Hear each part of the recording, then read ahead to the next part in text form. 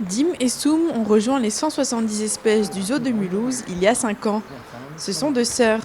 Dans la nature, ces congénères vivent en Asie dans des climats froids.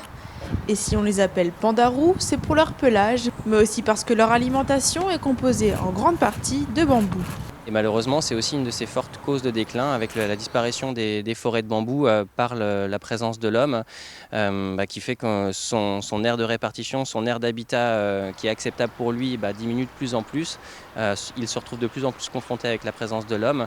Et donc c'est une espèce qui est classée en danger par la liste rouge de l'Union mondiale pour la conservation. Et malheureusement avec toujours des tendances de décroissance dans le milieu naturel. Donc c'est pour ça que les programmes de conservation dans les parcs zoologiques sont aussi importants et toute la sensibilisation qu'on peut faire autour de cette espèce est vraiment capitale.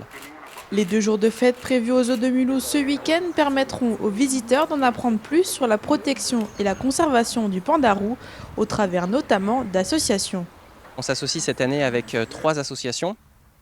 Tout œuvrant au Népal, à la fois pour les enfants au Népal, à la fois pour les éléphants et évidemment les pandarous. Mais voilà, on a décidé d'élargir un petit peu le champ de protection au niveau du Népal, puisqu'on sait qu'un vrai programme de conservation pour une espèce ne peut fonctionner que si les populations locales acceptent ce programme et connaissent les menaces qui pèsent sur les animaux. Et donc c'est pour ça qu'il nous est paru essentiel de travailler aussi avec des associations humanitaires.